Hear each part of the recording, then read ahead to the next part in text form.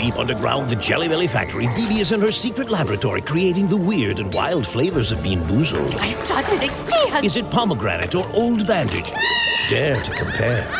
Bean Boozled, 6th edition. Are you brave enough? Deep underground, the Jelly Belly factory, Bibi is in her secret laboratory creating the weird and wild flavors of Bean Boozled. I've done it again! Is it pomegranate or old bandage? Dare to compare. Bean Boozled, 6th edition. Are you brave enough? They say you have 3 names. The one you inherit from your family, The one your parents gave you. And the one you make for yourself. So create the brand of you. Find the job you've always dreamed of and make it yours by going to Irish Jobs, Ireland's online recruitment platform. Take control of your career. Visit irishjobs.ie and move up to the next level you. Irish Jobs. Make a name for yourself.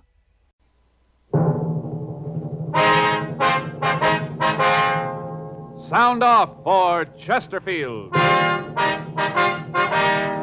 Chesterfield, the only cigarette in America to give you premium quality in both regular and king size, brings you Dragnet.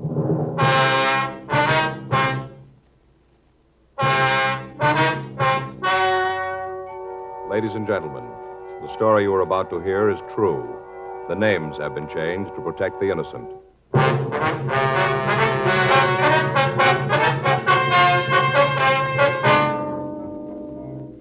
You're a detective sergeant. You're assigned to forgery detail. A check forger has been hitting the merchants in your city. From the M.O. she uses, you know she's an expert. You've got a description. Your job, get her. There's only one premium quality cigarette in America, available in both regular and king size, and that is Chesterfield. Premium quality in a cigarette means the world's best tobaccos, the best ingredients, the best cigarette paper. Only Chesterfield gives you this premium quality in both popular sizes. King size Chesterfield contains tobaccos of better quality and higher price than any other king size cigarette. That's certainly important to every king size smoker. Of course, it's the same fine tobacco as in regular Chesterfield. There is absolutely no difference, except that king size Chesterfield is larger, contains so much more of these premium quality tobaccos that you get more than a fifth longer smoke from king size Chesterfield. Yes, the modern way to sell cigarettes is the Chesterfield way. Premium quality, both regular and king size. And either way you like them, Chesterfields are much milder. Chesterfield is best for you.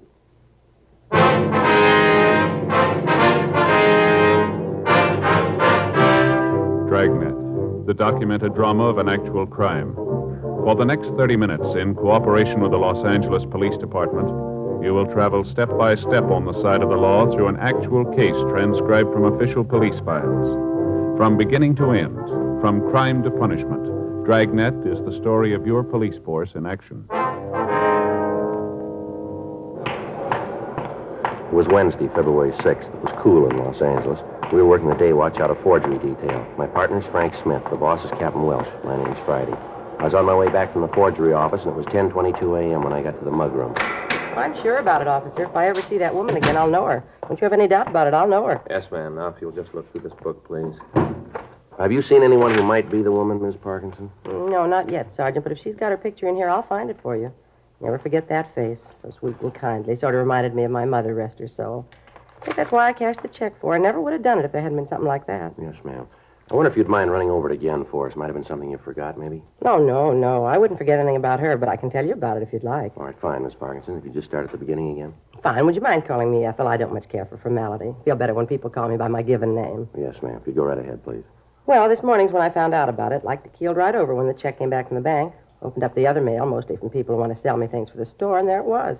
Letter from the bank with the check inside. Stapled to one of those forms, you know, the kind they just check with a pencil. Uh-huh. Well, like I said, there it was. Place that was checked said the account was unknown. Well, you can just bet I got on the phone and called the bank people. Yes, ma'am, I understand. I told them they'd made some sort of mistake, that they'd better set it right. I was so sure that she wouldn't do a thing like this. Well, you know how banks are. They said they'd check it for me, and I waited on the phone while they did.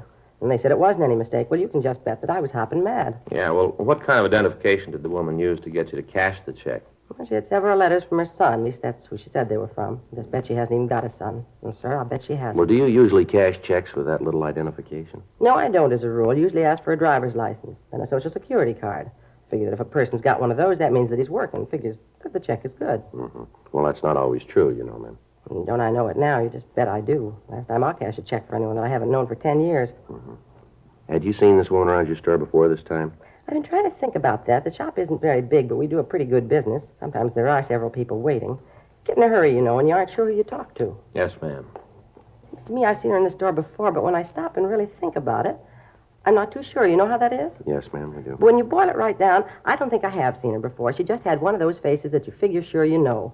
Looked like such a lovely person. I see. About how old do you figure she was, ma'am? Well, like I said, I guess about 62, maybe a little older. Might have been 65. Not much over that, though. Such pretty hair.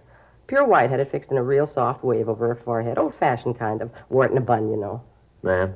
Bun. Had the hair all rolled up and then pinned up back. Here. Back of her neck. And it was white, you say? The hair was white? Yes. Looks so nice to see a woman act and look her age. So many of them try to look younger, you know. Yes, ma'am. How about her clothes? Oh, she was well-dressed. Had a sort of teal blue suit on, a black coat. Looked kind of like it might have been cashmere. Looked real nice. Little spring gloves and all. You say she was a small woman, is that right? Yeah, she was little. Stood real straight, you know, shoulders back. But she was a little one, not more than 5'1" or maybe 2. Mm-hmm. Would she be slight or heavy? Beg pardon? Well, how much would you say she weighed? Maybe 100 pounds. Say she wasn't much heavier than that. No, sir, 100 pounds. Was there anything unusual about her, anything that might make her stand out? No, I don't think so, except maybe it was the perfume. Ma'am?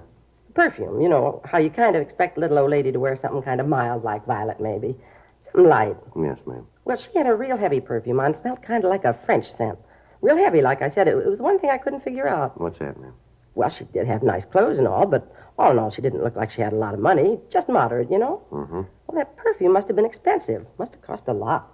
Well, I guess she's making enough to afford it, ma'am. 10:34 a.m. Mrs. Parkinson continued to look through the mug books. She was unable to identify the woman who had passed the bad check. The merchants of the city had been victimized for the past 3 weeks by a forger. All of them described her as a kindly old lady using letters from her son in the East as identification. Frank and I had run the description we'd gotten through R&I with no result. The stats office had made several runs on the M.O., and all leads furnished by them had been checked out, but they led us nowhere. We'd obtained copies of the forged checks, and they'd been processed by Don Meyer in handwriting, but he'd been unable to offer us any new information. The names on each of the checks were different.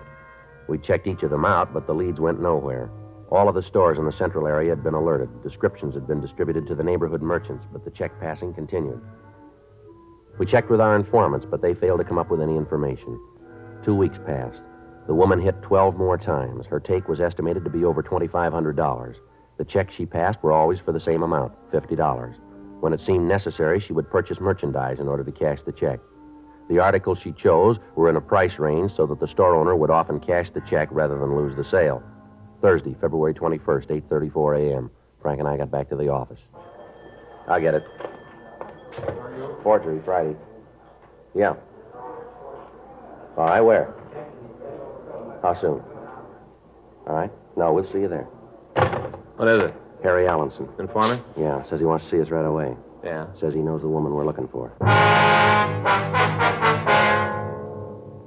The working detective knows that he's usually only as good as his informants. Quite often, when all other means of bringing a case to a successful conclusion have failed, the only thing that'll break it is information supplied by an informant. A detective will protect his informant. For as long as the informant can operate, the detective is assured of a steady flow of information. 9:45 a.m. Frank and I drove over to the coffee shop at the corner of Crawford and Spring Streets. Harry Allenson wasn't there when we arrived. We sat down and ordered a cup of coffee. Oh, that's good and hot. Yeah, it is. Hey, pass the sugar, will you, Joe? Yeah. There you go. Thanks. Okay. Wonder where Allenson is. What time did he say he'd be here? 9:45. Well, it's only a couple of minutes after that now. He'll be here. Wonder how right his story is. What did he tell you on the phone? Well, nothing, just that he knew what we were looking for. Said if we'd meet him here, he'd fill us in. There he is. Oh, yeah. Righty, Smith. Harry? Sit down. Yeah. Sorry I'm late. Got hung up in traffic. Oh, you got a car now, Harry? No, missed my streetcar. Had to wait for another. Say, you guys had breakfast yet? Yeah, we did a little earlier. You mind if I have something to eat? No, go ahead. Where's the waitress? Well, she was here a minute ago. I don't see her now. I'll go get it myself. Sure you guys don't want anything to eat? No, thanks just the same, Harry. Okay, be right back. Well, here we go again, Joe. Yep. Last time we met him, his meal cost $2.50. How much dough you got on you? Oh, I got a couple of bucks. How are you fixed? Well, not much better. Let's hope he doesn't order too much, though. How about some more coffee for you guys? No, thanks, Harry. Chow will be up in a minute. All right, how about this information, Harry, about the paper hanger? Oh, yeah. Funny the way I got it. That right? Yeah, I was up in Jack's bar last night. You know, just having a beer, shooting the breeze. All of a sudden, this old girl comes into place. Kind of set everybody back on their heels. It looks so nice. Yeah, go ahead. Well, she slides up on one of the stools and orders a drink. Even Jack was taken in. Changed his apron and all. Anyway, she climbs up on the stool and orders some sherry. Made a big thing of it. How do you mean? Well, Jack started to pour some of it for her, and she stopped him. Said that she wanted California sherry.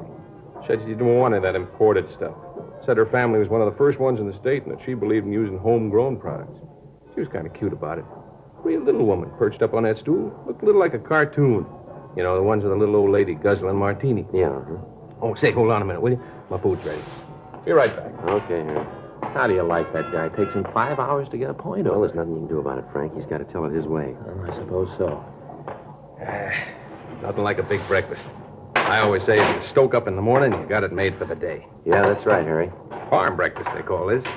Tell you, that's easy. Oh, look at that sausage. Fried real good. I like it when it's like a rock. Can't stand pork that hasn't been cooked enough. Yeah. You want to go on with the story? Oh, yeah. Don't mind if I eat, do you? Got a big day today. A lot of things to do. No, you go right ahead, Harry. All right. Well, like I said, this old broad ordered the sherry. Uh-huh. Well, time went on. She must have had 3 or 4 of them. Yeah? A couple other guys came in, and I moved over to make room for them. Ended up sitting right next to the woman. Say, pass the ketchup, will you? Oh, yeah. Here you go. Eggs aren't much good without a lot of ketchup. Gives them real flavor. Yeah, Harry, could you get to the point maybe a little sooner? Oh, well, first off, I noticed this perfume this broad's wearing. Well, now I tell you, it's been a long time since I smelled anything like that. Real heavy. Like the stuff they sell in France. Yeah? Didn't fit the woman. No, sir, didn't seem to go with the rest of her. I tried to strike up a conversation, you know, talked about the weather, stuff like that, but she wouldn't have none of it. She didn't actually tell me, but I could tell the way she answered me, you know, kind of cool. What makes you think she might be the one we're looking for? The way she looked, the way she worked. What do you mean the way she worked? Well, I'm getting to it. Anyway, after she's had the sherry, she reached into her purse to pay for him. Fumbles around in it for a while. Well, I couldn't help seeing what was in it, you know, what was sitting right next to her and all. Yeah, sure. Well, she don't come up with any money. And she starts going through her pockets. Still can't find any money. Finally, she asked Jack.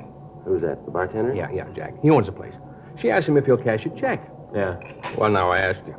Either one of you guys know Jack? No, I don't think we do, Harry. No, I don't. Well, Jack wouldn't cash a check for the treasurer of the country. Not even if he had the president to vouch for him. Been stung too many times. Yeah. Well, this old gal gets to him, see? I can see him start to go. He kind of hems and haws around all the time. He's trying to figure out a nice way to say no to her. Mm-hmm. Finally, he just ups and says it. Well, right after he kind of waits and expects her to tell him off for being so mean to somebody like her, but she doesn't. Just kind of hunches her shoulders and then starts digging in her purse again. Takes everything out, puts it on the bar. Yeah. Well, it happens that her driver's license is lying right there on the bar in front of me. Couldn't help but read it, you know. Yeah, we know. Well, I saw her name, and I asked her if she'd let me buy the wine for it. Mm-hmm. What'd she say to that? Well, when I called her by name, she acted kind of startled, like she didn't expect it, and then she kind of smiled and said she was financially embarrassed at the moment. Something about coming away from the house without any money, but she said she thought it'd be very sweet of me if I'd take care of the tab. So I paid Jack the money, and I asked her if she'd like another one. She said she didn't think so, and then she got all her stuff together and put it back into her purse and thanks me. Then she got up and left. Yeah, well, what was the name on the driver's license? Do you remember that? Yeah. Got it written down here someplace. After she left, Jack and me got to talking about her, and then it hit me that she might be the one you're looking for. So I jotted down the name. You ever see this woman before, Harry? No, never laid eyes on her before she walked into Jack's last night. Now, here it is. Mm-hmm, thanks. Yeah, that's the name at the top of the paper. Right under, that's her address. The name on the piece of paper was Lillian Halstead. It was a new name in the case. It gave an address out near Bel Air. Frank and I called the name into R&I, but they had no record on anyone answering that description. We paid the check and thanked Harry Allenson for the information, and then we drove out to the address. It was a large house just off Sunset Boulevard. Mrs. Halstead wasn't in, but the maid told us that we'd find her husband at the Halstead School of Dramatic Arts. She gave us the address, and Frank and I drove out to the school. It was located in a large modern building out on Wilshire Boulevard. When we got there, Mr. Halstead was working with the advanced class in the drama section. We took a seat at the rear of the auditorium and waited for him to finish. You gentlemen wish to see me? Yes, sir. You're Mr. Halstead, are you? That's correct. Police officer, sir. This is my partner, Frank Smith. My name's Friday. How do you do? I do. What is it that you'd like to see me about? Well, can you tell us where your wife is, sir? Lillian? Yes. Well, she's out of town. Why? What do you want with her? Well, what if you could describe her for us? Well, certainly, I don't understand what this is all about, though. Well, it's just a routine investigation. Routine? What's that mean? Well, just that we're conducting an investigation and a woman with the same name as your wife came up. We're just checking it out. Now, if you could give us a description of your wife, please. Yes, well, let me see. Lillian's 36. Yes, I would say she's 5 feet 6 1/2 inches. Weighs perhaps 130 pounds. Mm-hmm. What color's her hair, Mr. Halstead? Well, before she left, it was sort of an auburn. Lillian said something about dyeing it red. Might have done it since she's been gone. Where's your wife now? She's back in Washington. They're holding a drama festival, and she's back there looking it over. Do you have a picture of your wife here, Mr. Halstead? Yes, sir. I have one on my desk in the office. What if we could take a look at it? Why, certainly. You can go out this way. Fine, thank you.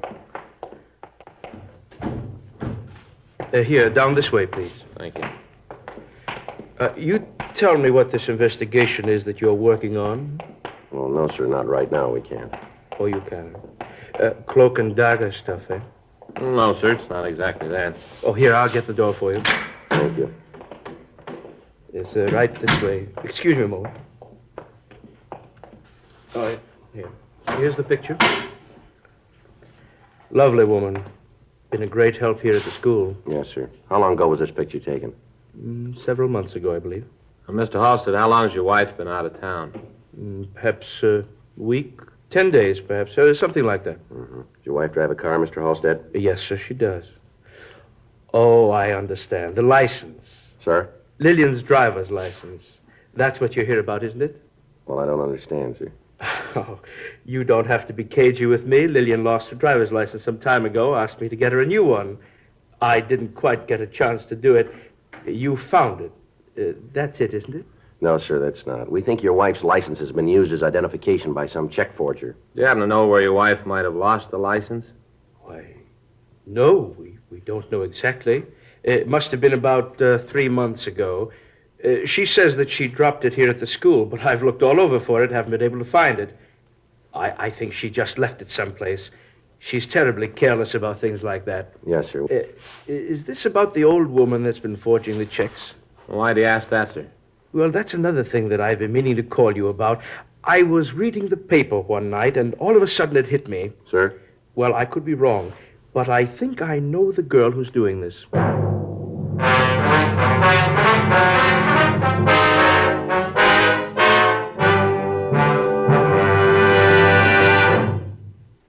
You are listening to Dragnet, the authentic story of your police force in action.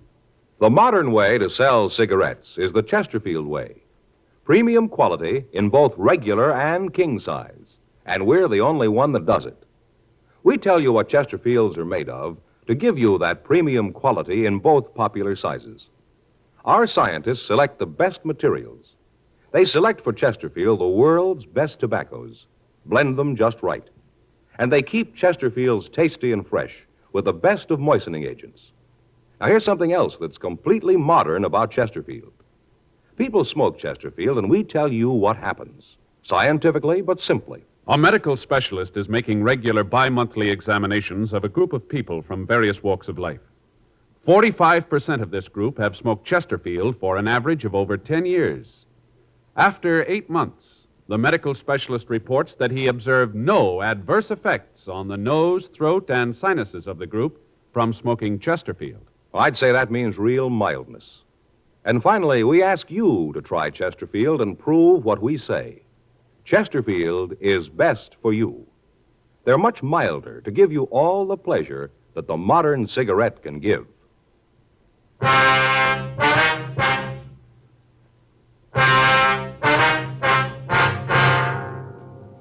2:37 p.m. We ran the name Bert Halstead through R&I, but we got no make on anyone answering his description. Halstead told us that he thought we might be looking for a girl he identified as Peggy Small. He told us that the Small girl had enrolled in the dramatic school over a year before. We asked him if he had a picture of her that we could have, and he told us that he thought there was one in the files. He took us down the hall to the registration office and checked his files. He located a picture of the girl and handed it to Frank. Just why do you think this might be the girl we're looking for, Mr. Halstead? Well, it's the oddest thing, officer. Peggy. Oh, that's Miss Small. Yes, sir. Well, Peggy came to us about a year ago, as I said. She came out here to the coast from some little town in Idaho, I think it was. I'd have to check her entrance application to be sure, but I think it was Idaho. Yes, sir. Well, instantly I knew that this girl had talent, real talent, deep down, talent. Right off the bat, she had the feel. Would have been a fine character actress. Why do you say would have? She didn't want to work. Wasn't interested in anything but learning how to be an old woman. Sir? All she was interested in was learning to act like a little old woman. Oh. Now, we have a theory here at Halstead. Don't act, live. She did just that. Learned the makeup problems, dress, walk, everything. She even used to practice writing like a woman of 60 or so. I used to see her practicing by the hour. Did she ever give you any reason for all this? No. I asked her once, but she said that this was the way she wanted it. Now, I thought that she was trying to tell me to keep my nose out of her affairs in a nice way, so I didn't ask her again. Mm-hmm. Now, we have presentations here, you know. Each term, the class presents a play that's been written and produced by the students themselves. Yes, sir. Peggy would always do the oldest female part in them. Never was interested in anything else. She had several good offers, but for some reason, she did not take them. What do you mean by that, sir? Well, one night, a talent scout from one of the majors came out to see our play. Well, He what? was quite... Majors, oh, the studio. I see. He was quite impressed with Peggy, offered her a term contract, good money. She'd have done well, but she just was not interested. I just can't understand it. Well, do you know where she is now? No, officer, I haven't seen Peggy since she left here. That was about 4 months ago. Wonder if you could tell us where she lived when she was enrolled here. Certainly. I have the address on her enrollment card. Well, that's fine. We'd like to have the names and addresses of any of her close friends, too, if we could. Oh, certainly glad to help. You think it could be her, Peggy, the woman you're looking for? Well, it could be, yes, sir. Odd. Now, I got to thinking about it when I read about it in the papers. Right away, it made me think of Peggy. How she used to talk about acting. Well, how's that, sir? Well, she used to always say there was only one reason for doing anything, and that was to come out on it. That was the trouble with most people. They just didn't know where they wanted to end up. But she knew where she was going. Well, maybe she was right. I beg your pardon? If she's the one we're looking for, we know, too.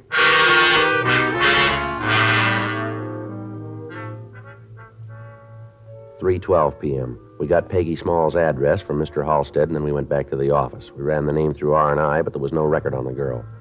4:02 p.m. Frank and I drove out to the last known address of the Small girl. It was a boarding house on 92nd Street. Peggy Small wasn't in, but the landlady told us that she usually didn't get back from work until 7 or 7:30. We asked if she knew where the girl worked, but she told us that she didn't.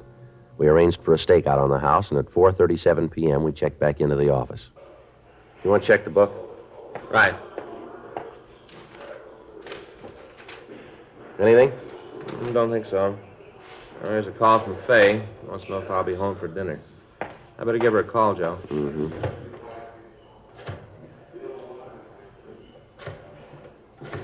Faye's getting a little hacked at me. Oh, is that so? Yeah.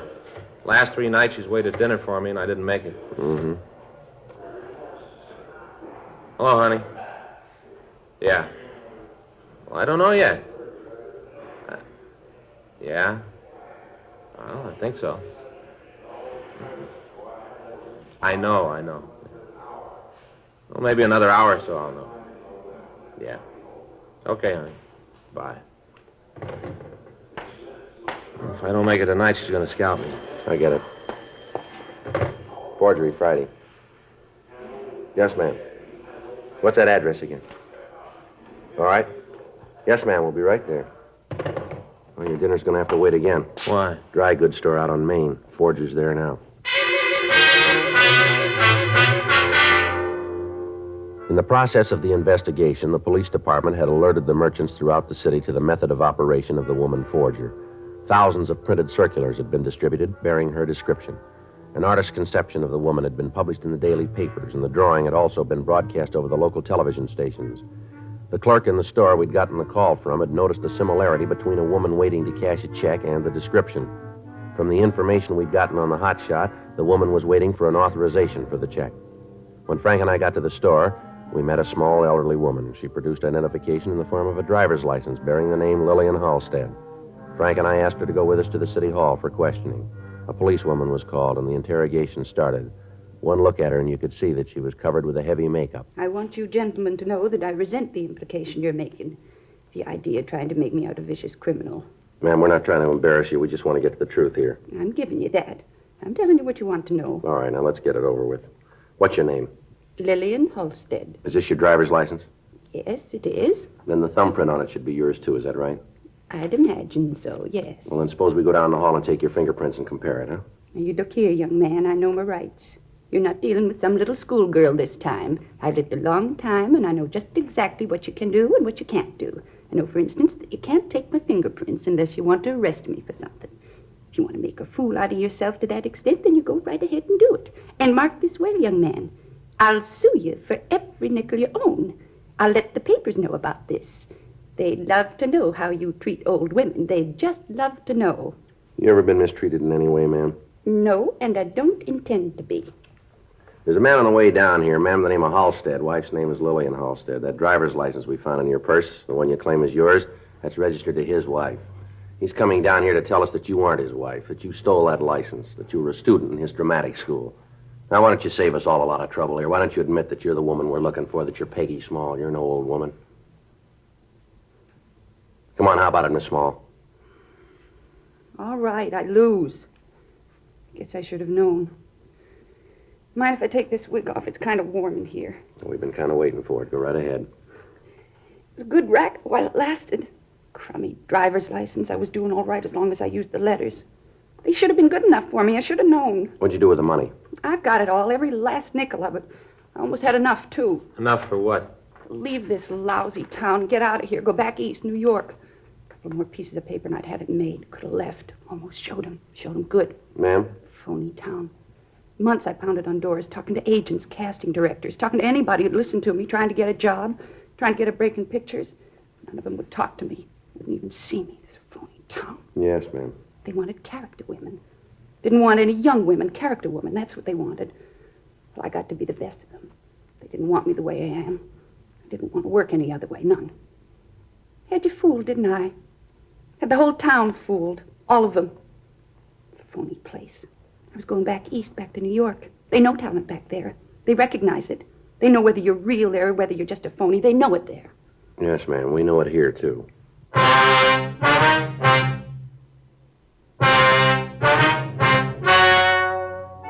The story you have just heard was true. The names were changed to protect the innocent. On June 19th, trial was held in Department 89, Superior Court of the State of California, in and for the County of Los Angeles. In a moment, the results of that trial. Now, here is our star, Jack Webb. Thank you, George Fenneman. Friends, only the modern cigarette, Chesterfield, gives you this scientific evidence on the effects of smoking. No adverse effects on the nose, throat, and sinuses of the group from smoking Chesterfields. And only the modern cigarette, Chesterfield, gives you premium quality in both regular and king size. Now, I know Chesterfield is best for me and best for you. Buy 'em, regular or king size. Either way, they're much milder to give you all the pleasure the modern cigarette can give.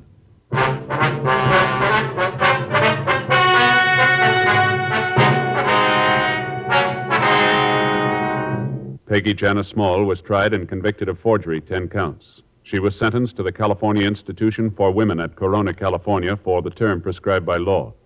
Forgery is punishable by imprisonment for a period of from 1 to 14 years in the state penitentiary.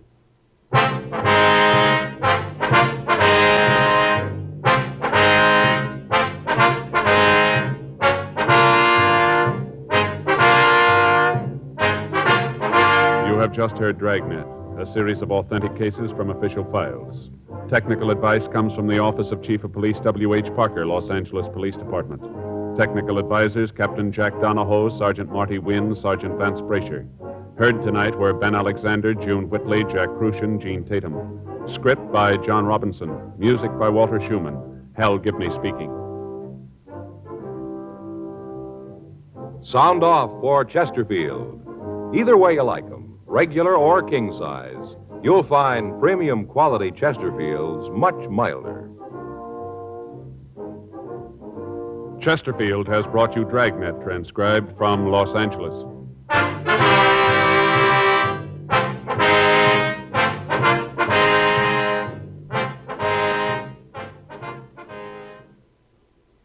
Tonight, it's Adventure with Barry Craig, confidential investigator on NBC.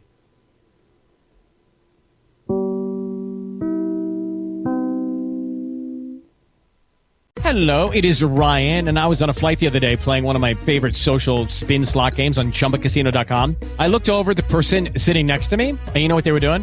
They were also playing Chumba Casino. Coincidence? I think not. Everybody's loving having fun with it. Chumba Casino is home to hundreds of casino-style games that you can play for free anytime, anywhere, even at 30,000 feet. So sign up now at ChumbaCasino.com to claim your free welcome bonus. That's ChumbaCasino.com and live the Chumba life. No purchase necessary. VGW. Void were prohibited by law. See terms and conditions. 18+. Hey guys, it is Ryan. I'm not sure if you know this about me, but I'm a bit of a fun fanatic when I can. I like to work, but I like fun too. It's a thing. And now the truth is out there. I can tell you about my favorite place to have fun. Chumba Casino. They have hundreds of social casino style games to choose from with new games released each week. You can play for free anytime, anywhere, and each day brings a new chance to collect daily bonuses. So join me in the fun. Sign up now at ChumbaCasino.com. No purchase necessary. VGW. Void were prohibited by law. See terms and conditions. 18+.